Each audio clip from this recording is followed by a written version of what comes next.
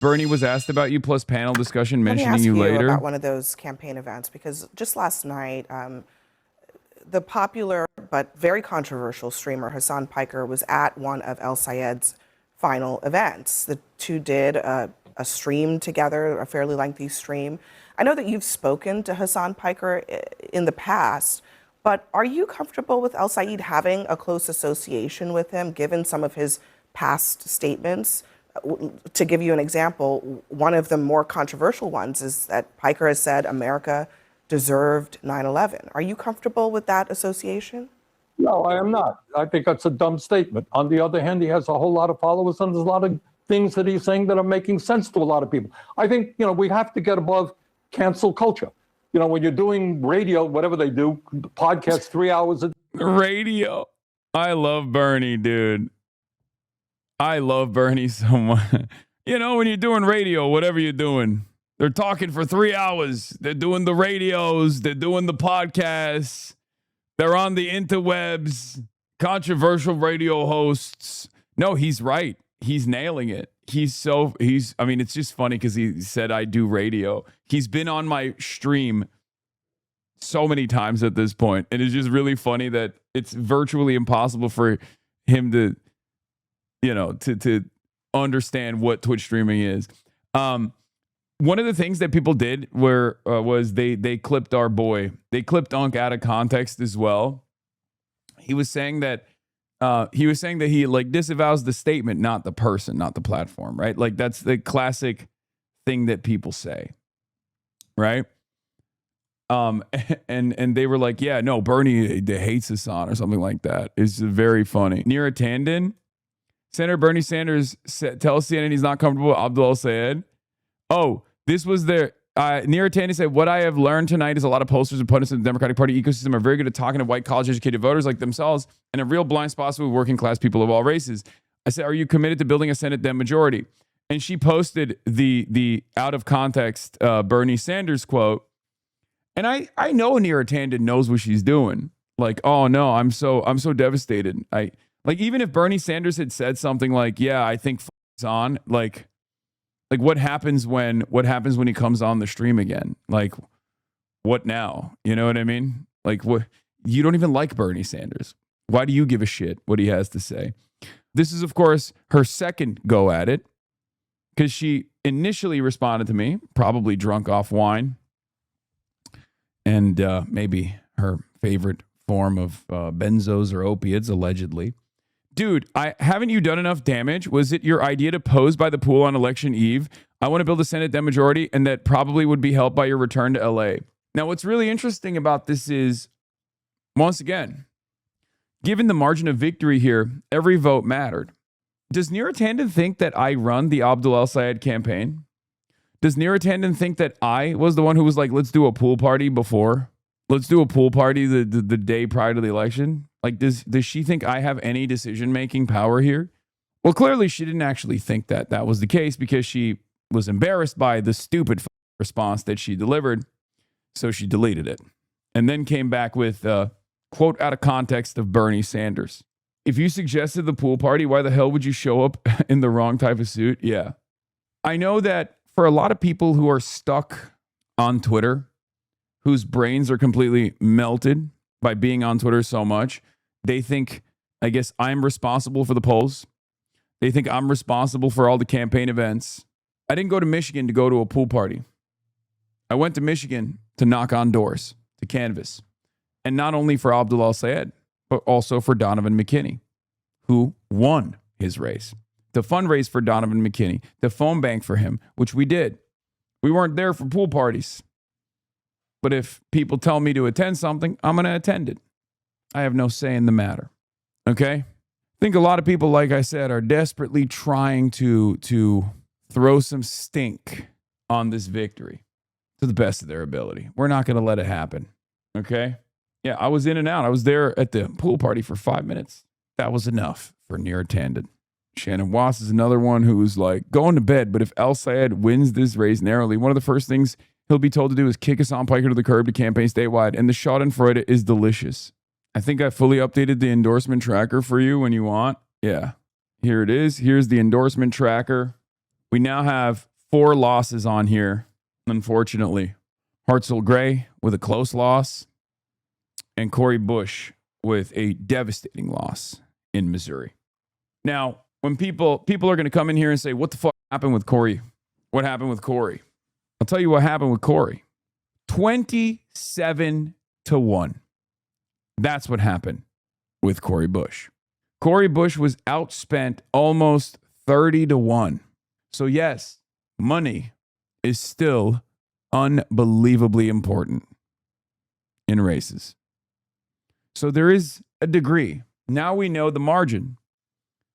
Now we know, wasn't that last time? Last time and this time, the total is insane. That still has an impact. That still has an impact.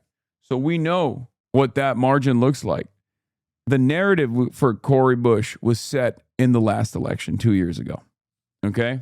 AIPAC adjusted. AIPAC didn't spend the same amount because it wasn't unseating an incumbent, but defending an incumbent this time around.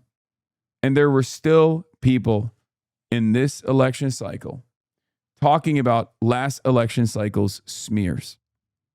Last election, the smears were Cori Bush did not vote ever. She was never around. That narrative was so powerful when she was the incumbent that it still existed in this race. Did you follow Kshama Savant at all in Seattle? No, I did not. But Kshama Savant is a great example of what happens when you run on the independent ballot line. I mean, sorry, I know that a lot of people will get mad, but this is the reason why I agree with, if we're going to participate in elections, this is why I agree with the DSA method of participating on the elections and running on the Democratic Party line. That's the truth. We are not there yet, especially for a congressional race. We're not there yet. The DSA Tea Party moment, if you want to call it that, is barely able to make an impact with the limited opportunities that we have in congressional races. We saw how tough that battle is for a statewide seat, specifically a Senate seat. Okay? It is very, very difficult. And I hope that people can be a little bit more reasonable about where people are. Okay? Like, I need you guys to understand. This is why I always stress the importance of like being normal and recognizing where the masses are and tailoring your message to where the masses are. Speak to the masses, speak to their desires, speak to their pain, offer lend a helping hand, and be where the masses are. And still, for the time being, the masses still self-identify as liberals broadly. Does the guy who refuses to stop wearing the Chinese suit? I mean, there's a degree of silliness that people engage with, but I'm fairly certain that the normies on the Chinese suit saga responded in the way that was expected. Who gives a shit was the resounding response. Also, I'm not a candidate. I'm not a political candidate. Okay?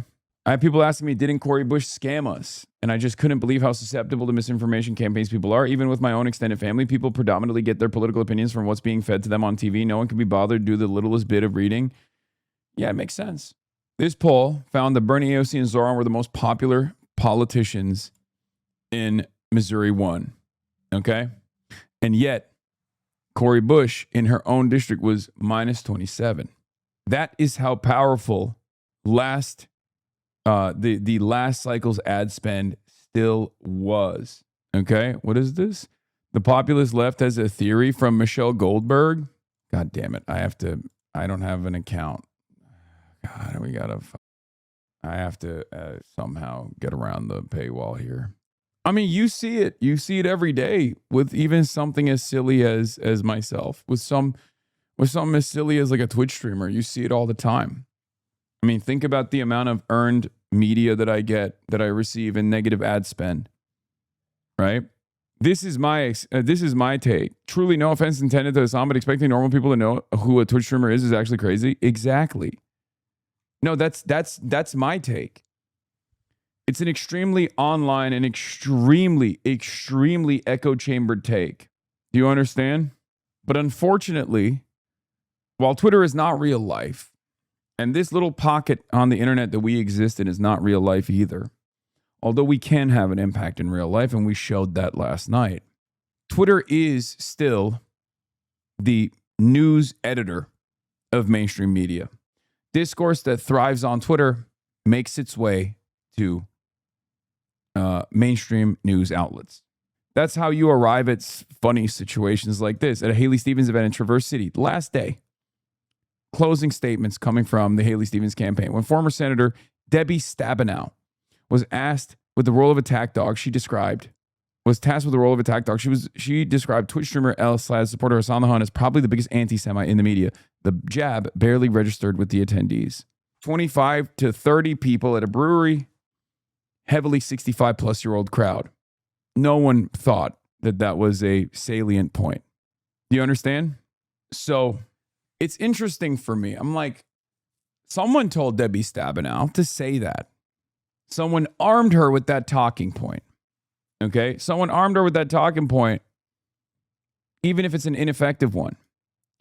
So the question I always have in moments like this is, are they saying this?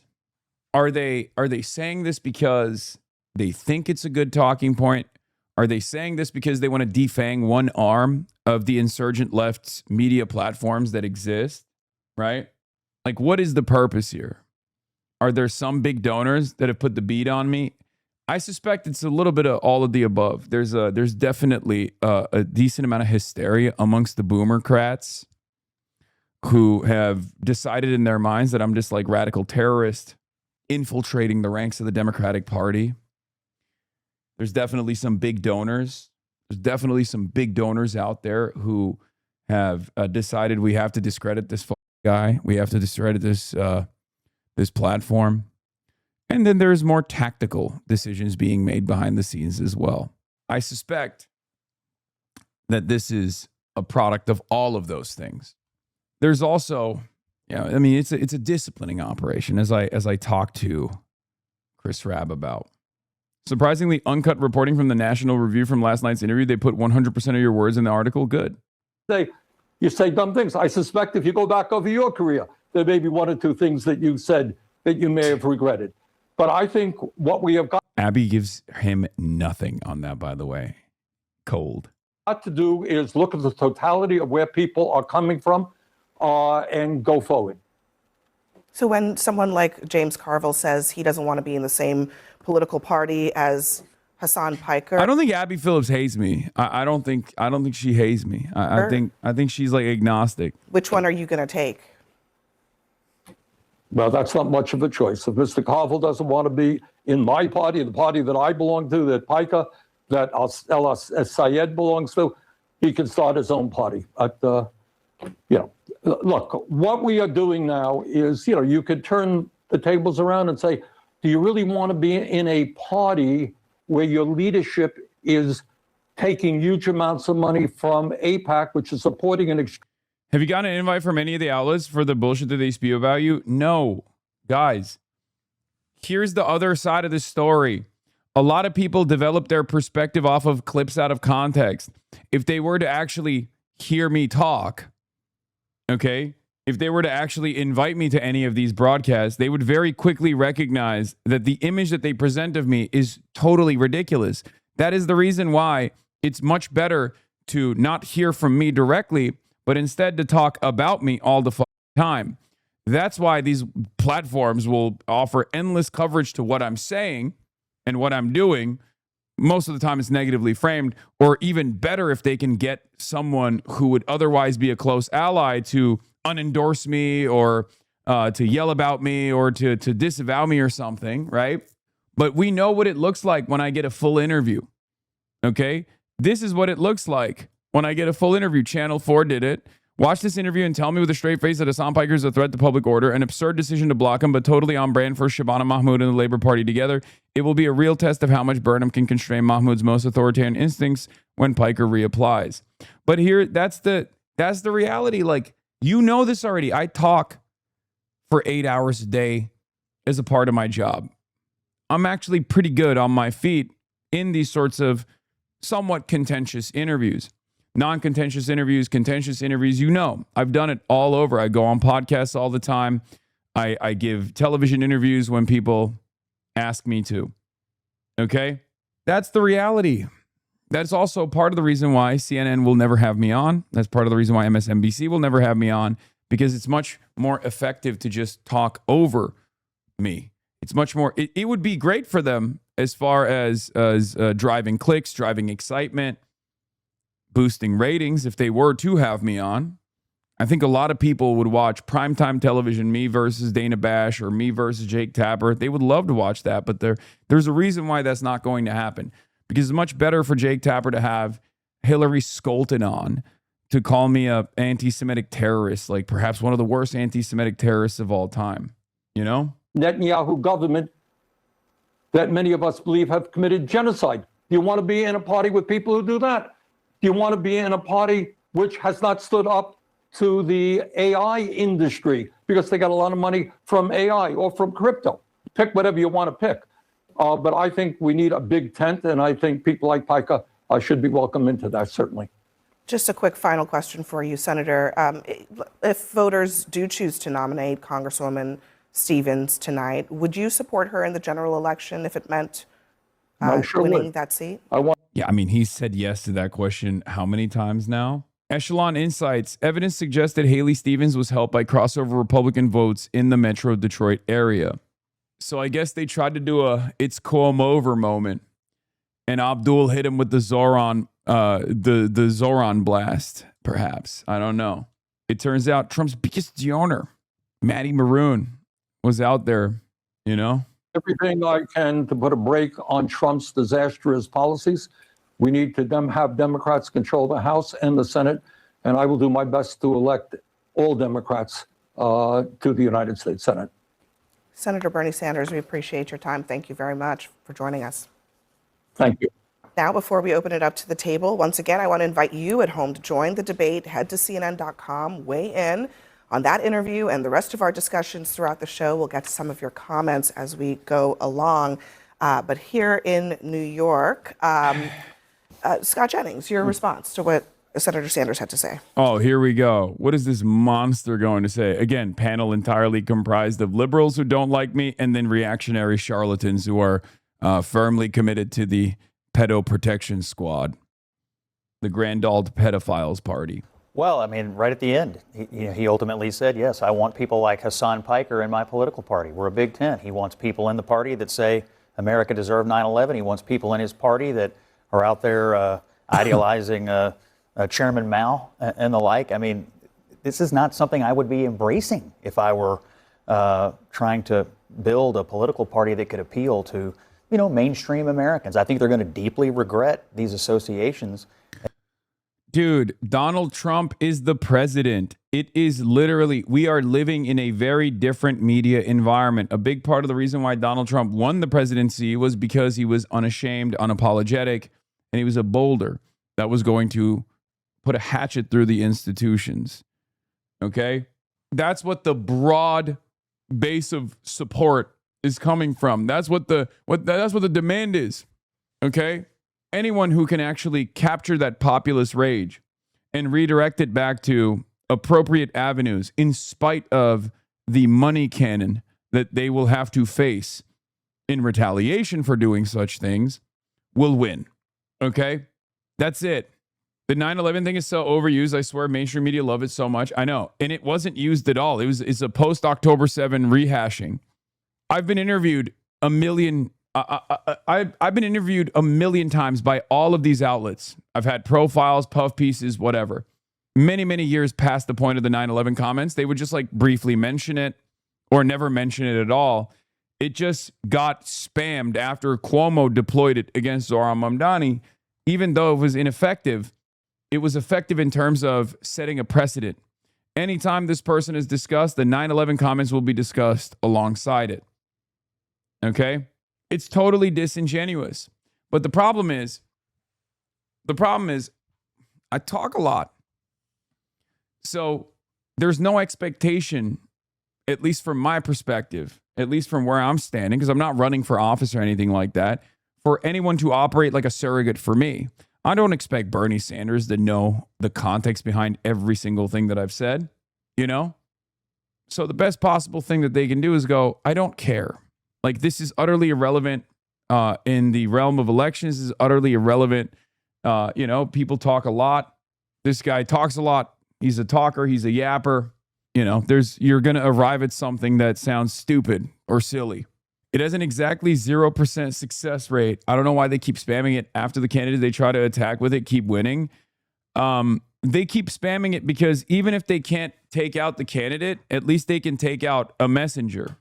Because I think at this stage, how I perceive myself is utterly irrelevant. How mainstream media perceives me, how corporate media perceives me is far more relevant to understand why they're behaving this way. And from their perspective, I think this is a threat.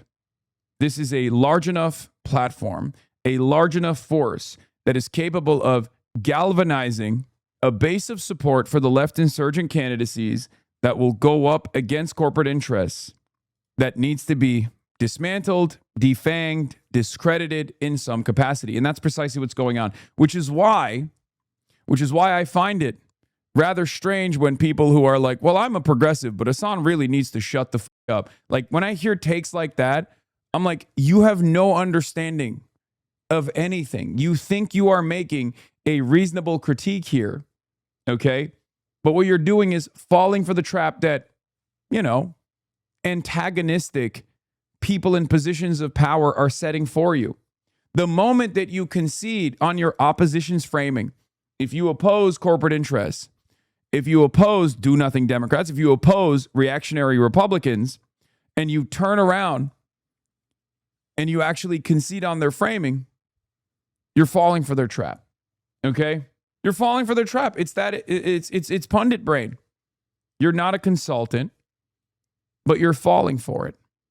So one must ask the question why all of these other politicians that you admire and adore are not falling for it.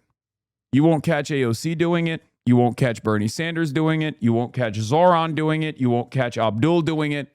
You won't catch Chris Rabb doing it, Maylard Quiros, Donovan McKinney. Why don't they do this? Why don't all of the politicians that you like, why don't they do it? And if they're not doing it and they're seeing something different from what you're interpreting here, even if you are sincere, even if you're sincere in the fear that you have about a negative impact that I might have on a race due to my association, due to my radical nature, due to the format of this platform that I'm on, where I'm talking for hours on end on contentious issues, and there's always going to be unique opportunities to clip me in bad faith, to frame something that I'm saying negatively, okay? Even if you have a sincere concern that it's going to disparage your favorite content creator, or your favorite, not content creator, your favorite politician, why doesn't your favorite politician do the same? Because at the end of the day, they understand, just like the Democratic Socialists of America understand, that there is a necessity for independent media. There's a necessity for these platforms. We need to exist. I'm not overemphasizing my importance here in any way, shape, or form. I don't think I'm all that significant at the end of the day. But I will say this, broadly speaking, without drop site, without breaking points, without myself, without Majority Report, without all of these different places where insurgent candidates can launch their campaigns to be in front of as many eyeballs as possible, without Zeteo, the Abdul El-Sayed campaign would not have gotten the strong reception that it desperately needed. Okay? Secular talk as well. Yes, without the lever. This media ecosystem is an absolute necessity, especially when corporate media will never give you an opportunity to deliver your message to as broad an audience as possible. So if you consider yourself to be a part of this insurgent left movement, why would you defang it? Here's Debbie Dingle, who came to our rally. When Abdul El-Sayed and myself did a rally in first Lansing and then in Ann Arbor many, many months ago. as the tide of Abdul's race shifted dramatically in our favor. Debbie Dingell, who is a very important politician for the state of Michigan, who I have a lot of respect for, whose husband basically wrote Medicare for All. Okay? Debbie Dingell, who is very good with her instincts. Debbie Dingell, who also famously was critical of Hillary Rodham Clinton, who was also critical of what was going on in Michigan twice and was correct twice. Okay? An OG. Debbie Dingell was at that Ann Arbor rally at University of Michigan, Ann Arbor.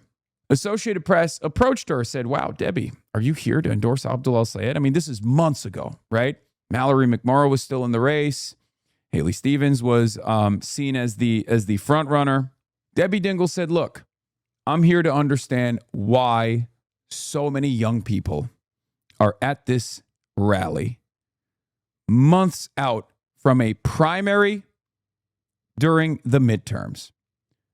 And she said, I have never seen this much youth enthusiasm in a primary 5-6 months out from a midterm election for a Senate seat. That's why she's always stayed ahead of the game. Now let's take a look at what she said on Newsmax. And, that to me is, I guess we all sort of have our one item, something at a litmus test. But to me, to campaign today, I would have tried to bury him if he were a supporter of me, just maybe take his campaign contribution, but that's about all. Why would he campaign with him today? So here's the thing. This is old school, okay? Boomers do not understand, and they perhaps will never understand, but that's good. Underestimating us is a good thing, okay? Here's the problem for Abdul. If he were to do that, if he were to come out and be like, I disavow this guy sucks, he would win nothing from that exercise. He would win nothing at all from that exercise. Perhaps some of the moderates who despise him would pull back from their attacks. Not voters, though, because at the end of the day, you're trying to win voters, because voters don't ultimately care about this, right? Maybe some of these moderate consultants that would call Abdul El-Sayed a nasty terrorist or an anti-Semite on mainstream media would maybe scale back a little bit, okay? I would still push for Abdul, regardless of how many in my community might find him to be, hard to trust after that. Because I, at the end of the day, only care about the policies. I only care about the progress. I only care about this movement, right? But ultimately, that would do two things. It's the same principle with Hamas disavowal, okay? If you recall, going back to the previous election cycle with Kamala Harris, whenever there was a protest, a pro-Palestine protest, people would go to those protests and be like, see, there's a person there that is like pro-Hamas. And then they would go to every Democrat and say, Kamala Harris, disavow Hamas, disavow this pro-Hamas protester.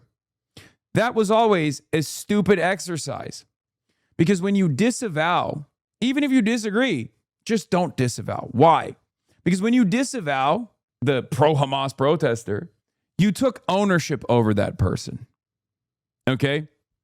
You now not only took ownership over that person, but you also turned around and said, this is what my movement looks like, and I'm actually embarrassed by it. Okay? You don't ever have to do that. You do not ever have to do that. It only harms you. There is no upside, only downsides when you do that. And a similar situation exists here. If Abdul were to come out and be like, yeah, you know what? You guys are right. I fucked up. I should have never asked this guy to stump with me. He's a bad guy. That process of throwing someone under the bus, maybe in the 90s used to work. It's called the sister soldier moment. Bill Clinton did this. A more recent example of this is Barack Obama distancing himself publicly, cutting ties with Reverend Wright, Reverend Jeremiah Wright. Okay? By my estimation, we're in a very different media environment now. That's number one. And that matters. That's important. But number two, I don't think that distancing operation is actually all that beneficial, because you only look weaker in this current political landscape. You just look weaker. Okay. And it turns out we don't even have to look at the results and wonder if it was beneficial or not. While consultants on the outside, establishment Democrats who despise me, could say, oh, this race was close because of Hasan, they're wrong. Every vote mattered at the end of the day.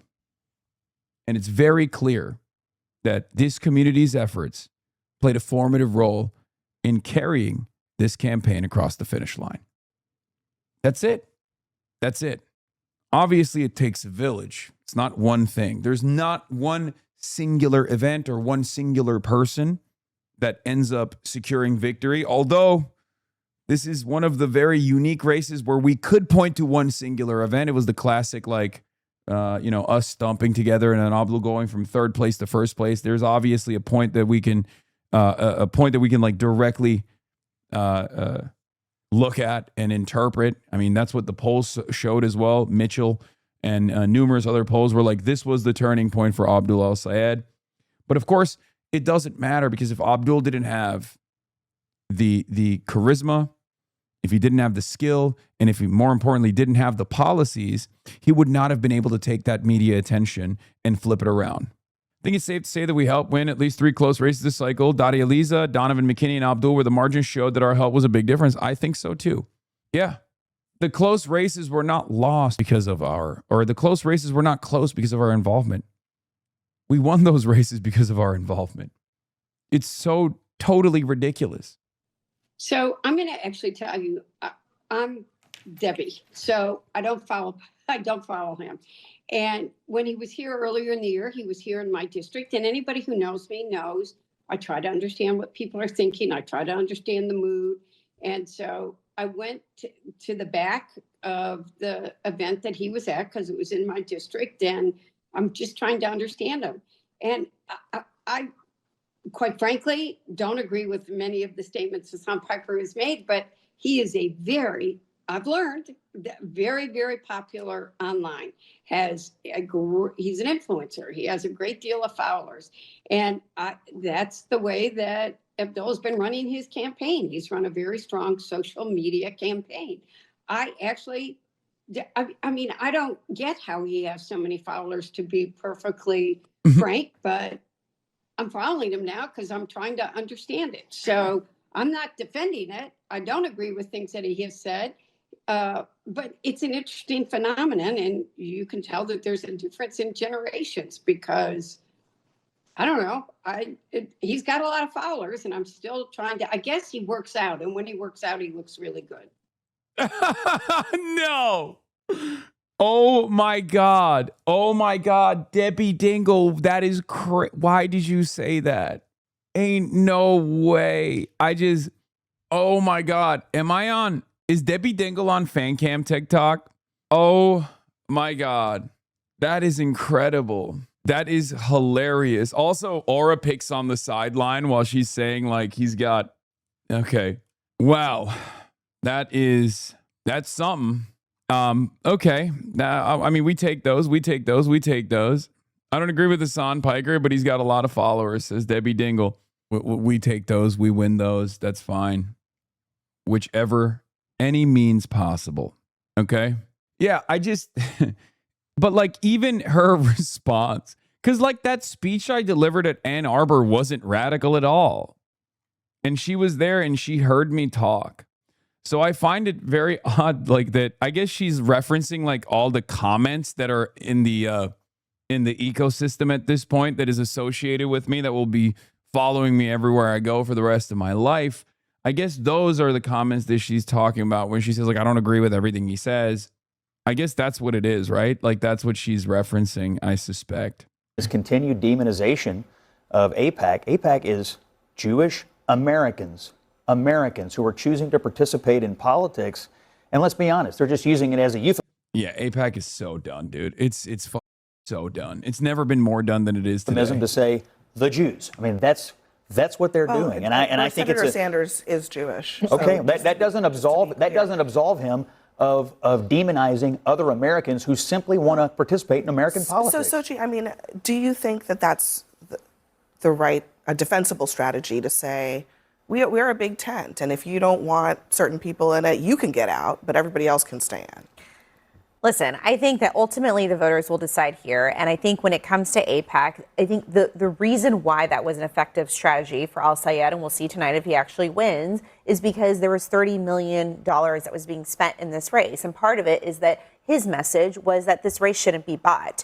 I think that at the end of the day, you're going to see that in politics throughout the country. This is an anti-establishment year. It is cool to be an outsider, whether you're a Republican or whether you're a Democrat. Look at what Donald Trump has done in the Republican Party. You have Cornyn, you have Massey, you have others who were defeated because Donald Trump primaried those people. And so you're seeing the same thing happen on the Democratic side, where people want fighters. They want people who are going to stand up for working families. Now, at the end of the day, these are going to be fights about who can work harder for the American people. And if someone doesn't want to be part of the Democratic Party, they don't have to be part of the Democratic Party. I will say that a lot of the views that are happening and that El-Sayed stands for and what he has been saying, those views would not resonate with people in Texas.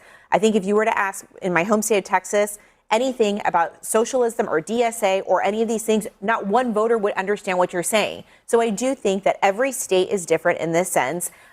People talk about this big tent party. I agree. What's really funny about this stuff, first of all, undermining voters and treating them like they're stupid, I hate that. Plenty of people in Texas will understand socialism, many of which will even have a favorable opinion of it. We already know because it's been polled. But the part that I do agree with is, yes, of course you have to message to your audience, right? A lot of people have developed this opinion of me, especially when it comes to elections, that I'm like this like anti-electoralist. I hate elections. I oppose them. I don't want people to vote. And I want the Democratic Party to fall apart, or I only care about like defeating Democrats. I don't care about defeating Republicans. They have deluded themselves into believing this false narrative. First and foremost, my enemy will always be fascists. It will always be the reactionaries. And as far as my enmity towards the Democrats, it stems from their closeness and their capitulation, and sometimes their outright collaboration with the American fascist movement, with Trumpism. Okay? That's it. I oppose Mike Rogers a million times more than I oppose Haley Stevens, and I oppose Haley Stevens quite a bit due to her association with AIPAC, due to her position on Israel. Again, I am consistent on this. Okay? Talking heads are all saying you refuse to vote in 2024 at their main point against you, which is not true. But none of the things that they're saying about me are true, right? None of the things that they're saying about me are true. So it's up to you to lean into the lies and give it credence, or understand that they are either misinformed, misguided, or deliberately lying. That's it. I think it is a matter, the enthusiasm is where are the fighters, whether it's Democrats or Republicans. It's not about party labels anymore, and we have to get over that as a country. People do not like the labels. I think people are looking at this race totally wrong. First of all, Hasan Piker is not the candidate. Abdul El-Sayed is. And Donald Trump has associated himself, and many Republicans have associated themselves with questionable people, but those people aren't the candidate. Donald Trump is the questionable person. See, this is the other side of the story. Donald Trump is the questionable person. Look, it's not an accident or a secret that there are some in the media that treat certain individuals as unbelievably toxic. Regardless of what those individuals' personal point of view is, regardless of what their track record looks like. Ilhan Omar, Rashida Tlaib, and now myself. In the past, it was Linda Sarsour, for those of you who don't know. Linda Sarsour is like the OG, right? That's it. These are people who get disparaged. Now, even someone who's running for office, who obviously needs and achieves a shit ton of name ID, name recognition, like Linda, or not Linda, sorry, like Rashida Tlaib and like Ilhan Omar, I have a very unique position in this because I am a media platform on my own. Okay. So I have the capacity to use the platform that I have to push back against these false narratives. Many people don't have that opportunity. For someone like Rashida or someone like Ilhan, they have to go to sometimes my platform and sometimes others to be able to communicate what their goals are, to be able to communicate what their positions are. For me, it's all I do. All I do is yap. That's why there's this massive divergence between what the media ecosystem is presenting me as and what the truth is. And the truth in this day and age, given the diversity of the media landscape, is endlessly accessible.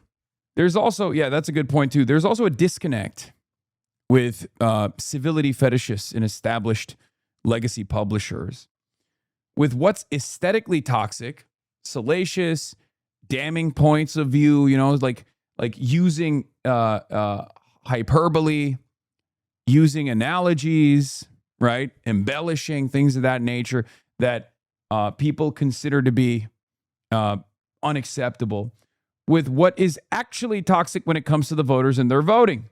Voters oftentimes don't care about curses or the way that certain things are perceived. Okay? And we've seen that time and time again. We've seen that time and time again with Donald Trump. Voters don't give a shit. They're actually a lot more pragmatic than you would think they are. I mean, after all, the evangelical base, for example, understands that Donald Trump is not a particularly pious man, and yet they're pretty open about it. When you ask them directly, like, why are you voting for this guy? They go, well, he's going to carry out this agenda that I care about, an agenda of white supremacy, for sure.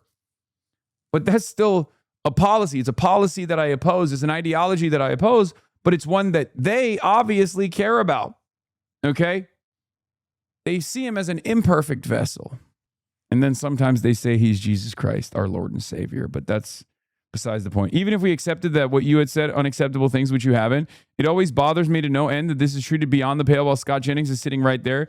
He has said stuff that is murderous, hateful, bigoted. Trump said Somalis are roving bands who hunt white people. Even if we took America Deserved at face value with none of the nuance, it will still pale in comparison to anything they said. Yes, exactly. Exactly. J.D. Vance went on television and admitted that he was lying about Haitian migrants eating cats and dogs. And then they won that election. If we were to pull up the laundry list, if we were to look at the laundry list of things that people have said, it doesn't even come close. Okay? It doesn't even come close. So my perspective on this is very clear. It is a liability to abide by a false standard that your opposition doesn't abide by. There's obviously limits to this. Okay, I'm not saying we should have Max Millers on our side, which I will be getting to in a little bit. I'm going to talk about that too. But like, if only one side is trying to present a false standard that the opposition doesn't abide by, then the opposition can always use that against you. It's that simple. So don't give them a weapon to wield against us.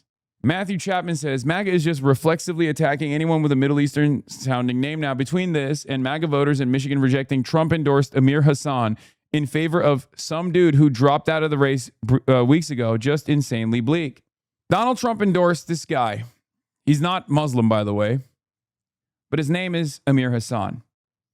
Trump had endorsed him. His primary opposition had actually dropped out of the race weeks ago. Republicans, but he was still on the ballot. Republicans voted for the guy who had dropped out over Amir Hasan. I think we know why. They voted for the guy with the white name over the guy with the Muslim sounding name. That's all it took. Thomas J. Smith won, and it wasn't even close. Thomas J. Smith had dropped out. Amir Hasan was the one that actually was the Trump-endorsed candidate. This is a Trump +2 district, and Smith, who has suspended his campaign, is going to win the primary against the Trump-endorsed candidate. Dave Weigel says, that's it, folks. We're getting 1, a suspended campaign winning the nomination, 2, Trump-endorsed candidate losing, and 3, New York Times not having a headshot for the winner. I wonder, I'm not even kidding, I wonder if there were people, because this is the Republican primary, I wonder if there were people who were like, Hasan, you mean that 9/11 guy who did 9/11? I'm not voting for that. I'm not voting for that terrorist. I wonder if there was at least like one voter in that primary who voted for Thomas Smith. Out of 2,000 or 25,500 voters, there must be like a couple, right? There has to be a couple who are at least like 10. Because here's the thing. While most voters don't give a shit about me, there are a group of voters who, at the mere mention of the name Hasan, probably shudder now. Okay? And those are 75-year-old Fox News boomers. But yeah, here it is. I mean, look, Lombardo. So I know Pastor Tice spoke about Officer Abdel Nabi a few moments ago. No, we're not booing. We're not booing him. He's the officer that passed away here recently. So, and I asked. Yeah. Why do you think they were doing that? Why do you think they were booing at Officer Abdel Nabi? Because his name sounds Muslim. That's it. These guys are cattle. They're incredibly racist cattle. That's the only thing that motivates them. El-Sayed, I want to make healthcare, groceries, and gas more affordable, get rid of data centers, remove corporate money from politics, and tax the rich. Republicans, El-Sayed is Muslim. And you want to know something? It will work. It's going to work on a lot of people. It's just not going to be enough to win. Okay? So make no mistake. I am not living in La La Land where I think like being a Muslim candidate is going to be a hurdle. It's just my theory of change means hurdles. My theory of change and my belief system is, and I repeat this all the time, I talked about it with Kamala Harris as well, her being a black woman from California was a hurdle. It's silly to act as though that's not a hurdle, right? But my theory of change is it's a hurdle that you can climb. It's a hurdle that you can clear. It just makes things more difficult, but it doesn't matter, okay? It's that simple. Hurdles are meant to be cleared. And Abdul cleared it. He cleared it last night, and he will clear it in the general. Obviously, we're going to talk about expenditures as well. You have to be an extraordinary candidate running a strong campaign to overcome a 10-to-1 spending disadvantage, 62 million against in a high-profile race like this. Everyone trying to spin this result as anything short of that is lying. This isn't disappointing at all. Just because a bunch of polling discourse, it's crazy. Even being competitive against that kind of headwind is not supposed to be possible, and that's without even touching the endorsement by Whitmer, Peters, and Clyburn. Outspent 10-to-1. Mamdani was outspent 3-to-1. The only reason why people are saying like this is a disappointment, this sucks, is because of the standard that was set by really bad polls. And perhaps we will get a better understanding of why the polls got it so wrong. And perhaps it's because maybe there was additional turnout from Republicans. And the polls were obviously not calculating that there would be a decent amount of Republicans that would go out in the open primary and vote for the Democrat that they want to oppose in the general. That Democrat being Haley Stevens. Okay? Because if there is like an additional 10 points that they were able to secure from all of the different districts, with Republicans coming out in droves, which is unlikely for the record. Patrick Ruffini, pollster at Echelon Insights, says, controlling for 2024, the results kind of suggest Stevens was buoyed by crossover Republican votes, especially in Metro Detroit, where the primary composition swung 30 points towards D's. There's a large Jewish population in Oakland County and a large black population. I'd look there before looking at a GOP crossover. Macomb is interesting as Oakland is Stevens' home base. So there were some very interesting, unpredictable results that came out of this. Like, for example, Abdul actually outperformed expectations in Haley Stevens' county and in a lot of Gretchen Whitmer areas as well. Whereas Haley Stevens actually overperformed in rural areas. Now, is that because Gretchen Whitmer and her endorsement carried a lot of weight in those areas? Or was it because in those small towns and rural districts, you had a bunch of right-wingers that had never voted, or independents that are leaning right, for example, former Trump voters, that went out and voted for Haley Stevens, either due to tactical voting or because they were frustrated with Donald Trump, for sure, and decided like they want to vote for Haley Stevens in the general. That could be a big thing.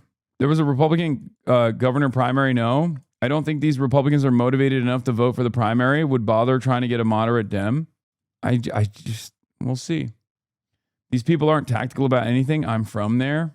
Yes, we have an open primary. The ballot had 2 columns with Dems and reps, and the reps didn't have a big contest of a primary at all. So I believe some of them did at the very least. Yeah, that could be the case. Here is the real truth, though. Evan Hill, open source and visual forensics and investigations of Washington Post, delivers, I think, the truth of all truths. Blue-collar labor has long been fetishized as the spiritual base of both parties, even as factory work was long ago overtaken by email jobs.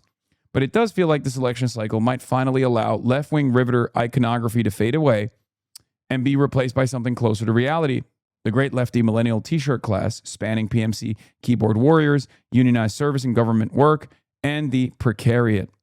To which I responded with, it's funny because the moderates are the party of non-college educated union retirees, whereas the college-educated, downwardly mobile folks are the current existing working class, and the DC consultants constantly claim the older retirees are the true working class.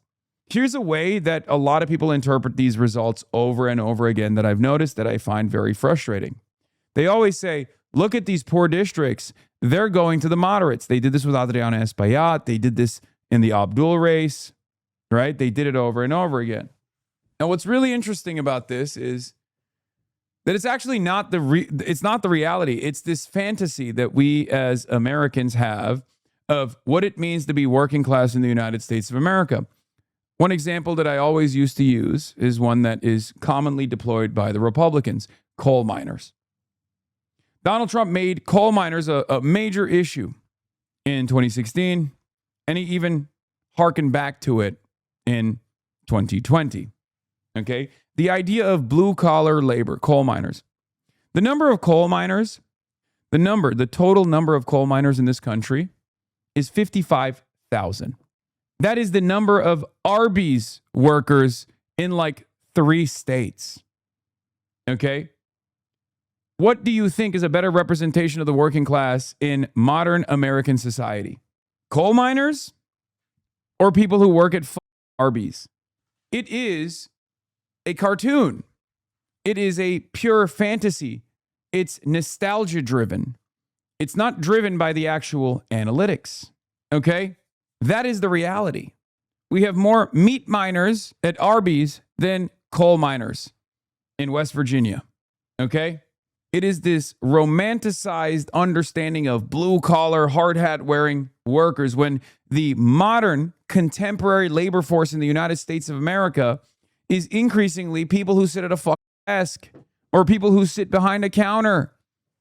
That's the current downwardly mobile, millennial, overeducated, college education having labor force. That is what the current labor force looks like. So DSA is actually still very much at the heart of that movement. Stand behind a counter. Sorry, did I say? Yeah, not sit behind a counter, stand behind a counter. Evan Hill says, education polarization has thrown people for a loop because 4-year college attainment increased like 20% during our lifetime. So millennials came of age during a period in which college became standard for more than a third of the adult population, and perception has been slow to catch up. Yeah.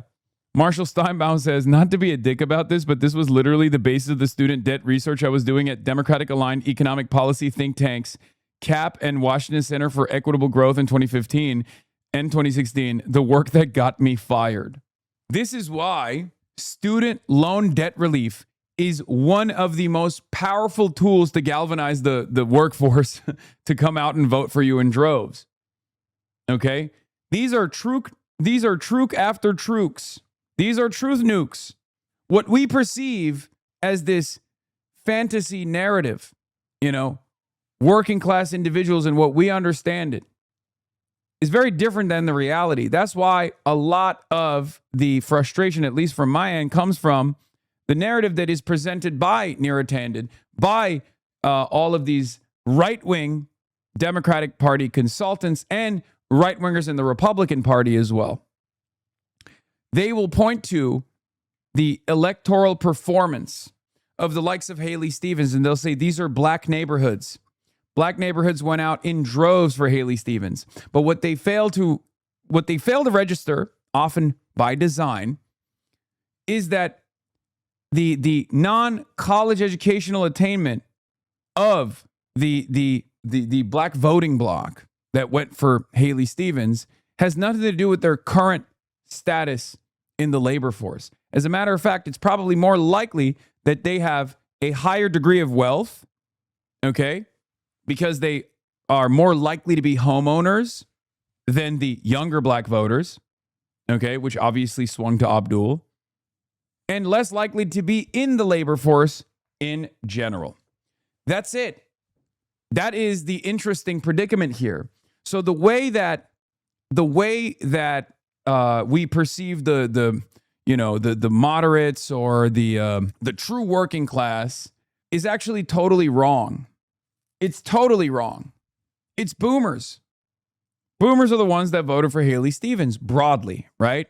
And boomers love to vote. They love to vote in the primaries. They love to vote in the general. And they hate the Republican Party, and they will always vote against the Republican Party, especially black boomers are the most reliable voting bloc for the Democrats, right? Those guys are not going to, sit this one out. They're going to vote for Abdul El-Sayed. They don't want Mike Rogers.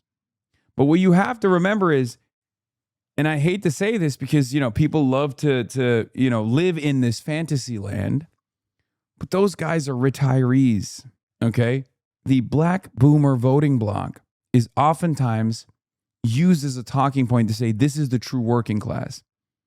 And perhaps, 30 years ago, they were. They were the union labor force, the backbone of the UAW pre-NAFTA, 100%. Here's another truth nuke for you. Many people don't realize that the unionized labor force in this country, is very diverse, not white, in the way that it's also fantasized about. As a matter of fact, there's a higher degree of labor union participation in the black working force in this country than the white labor force. Black people have a higher union density and higher union participation. But that's the thing. Yeah, black women make up a large percentage of the unionized labor pool today. Yeah. Nurses, teachers, healthcare sector jobs. People don't realize that. So our understanding of college educated, overly educated white voters is totally silly. These are downwardly mobile, college educated millennials who are absolutely at the heart, at the epicenter of the working class right now. Okay? They are the American labor force. So, of course, they are voting alongside their class interests. They are far more representative of the labor force than, former labor union, non-college degree having white and black boomers who are now retired and are more likely to own a home. So they have a little bit of equity, a lot more equity than or a lot higher likelihood to have some equity, some stake in the current economy than the younger college educated white and black voters. That's it. Do you understand? This is something that people perceive in the worst way possible. They're just wrong. They're totally wrong. So with that knowledge, now that you're equipped with that, you can interpret the results a lot better. Okay? You can actually figure out what part of the working class is actually voting for who.